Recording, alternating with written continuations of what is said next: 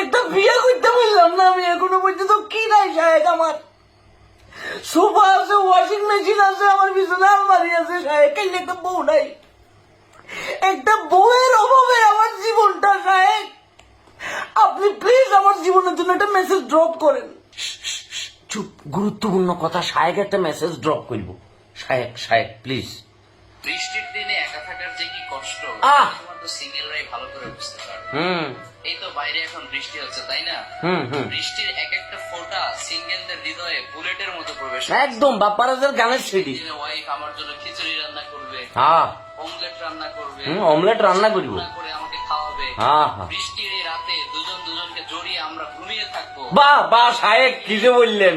হাজারো ফ্যান্টাসি শুধুমাত্র একটা চাকরি না পাওয়ার কারণে বাংলাদেশের অধিকাংশ যুবকরা পূরণ করতে পারছে। কথা সত্য। হতাশ হয়ে যেও না, তোমাদের জন্য একটা স্পেশাল অফার আছে। কি অফার? কি অফার? দিন এখন চলছে রেইনি সিজন। বাবুরে রেইনি সিজন হাতে মনে ফকিরা বল ব্রিজের তলে তুমি 30 দিনে ইংরেজি শিক্ষার কোর্স চালু করি, তারপরে এটা শুরু করছে। কথা বুঝছো নি? হ্যাঁ সাহেব প্লিজ। কারণ বৃষ্টির নিচে দাঁড়িয়ে দোয়া করলে সেই তো আল্লাহ ফিরিয়ে দেয় না। রেইন ড্রপ বা বৃষ্টির ফোঁটা, রেইন ড্রপ সাধারণ কোনো ফোঁটা না, অনেক দামি ফোঁটা। এটা সত্য। আল্লাহ তাআলার কাছে এই রেইন ড্রপ এর নিচে দাঁড়িয়ে দোয়া করার সাথে সাথে আল্লাহ তাআলা সেই দোয়া কবুল করে নেন। সুবহানাল্লাহ পড়েন। সুবহানাল্লাহ সুবহানাল্লাহ। সাহেব হতাশ না হয়ে বেশি বেশি আল্লাহর কাছে এই রেইন ড্রপ এর নিচে দাঁড়িয়ে দোয়া করো। রেইন ড্রপ এর নিচে যেন তোমাদেরকে চাকরির ব্যবস্থা করে দেন, রিজিকের ব্যবস্থা করে দেন এবং perfect and permanent life partner এই বৃষ্টির মতো তোমাদের লাইফেও ড্রপ করেন। এই দোয়াটা বেশি বেশি তোমরা করবে। না প্রিয় সাহেব কিন্তু খুব চমৎকার কথা বলছে। এটাই মানতে হইব।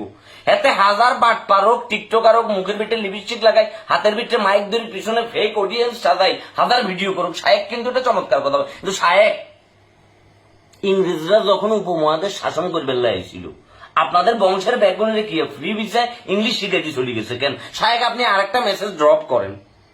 এই যে প্রতারক প্রেমিকা যারা আছে, যে দিনে দুপুরে গুলিস্তানের পকেট মাইদের মতো পোলা বাইন্দের পকেট কাটিয়ে এলায়, তাদের জন্য আপনি একটা মেসেজ ড্রপ করেন সাহেব। আপনি আর এইভাবে করে ঘুমাই থাকিয়েন না সাহেব। এই যুব সমাজকে আপনি কোথায় নিয়ে যাইতেছেন? কোথায় নিয়ে যাইতেছেন সাহেব? একটাবার বলেন। আপনি এই যে জাদু মন্ত্র বানাই আপনি যে পোলা বাইন্দেরকে বুঝাই দিয়েছেন, পোলা বাইন্দ এখন পাগল হয়ে যাবো। আমি তো ডিপ্রেশনে পড়ে গেছি সাহেব, আমার বয়স 32। একটা বিয়ে করতে বললাম না আমি, এখনো পর্যন্ত কি নাই সাহেব। আমার সোফা আছে, ওয়াশিং মেশিন আছে, আমার বিছানা আলমারি আছে সাহেব, কেন একটা বউ নাই? একটা বউয়ের অভাবে আমার জীবনটা সাহেব।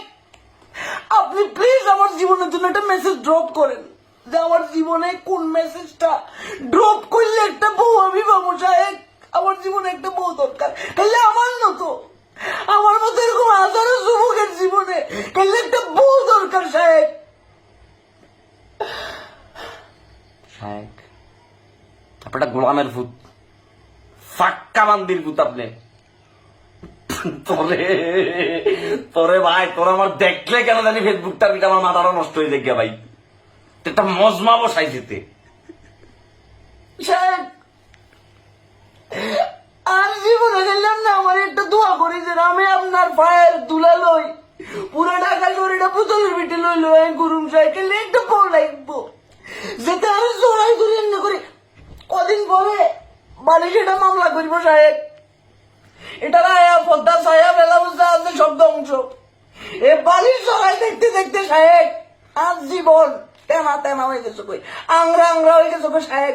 একটা স্পেশাল মেসেজ দেন, একটা স্পেশাল মেসেজ ড্রপ করেন, যাতে বালিশ জড়াই না ধরি, বউ একটা জড়াই ধরি। 32 বছর, কদিন পরে সুপারি গোড়া এখন মিউজিয়ামে জমা রাখতে সাহেব। আপনি প্লিজ একটা স্পেশাল মেসেজ ড্রপ করেন সাহেব।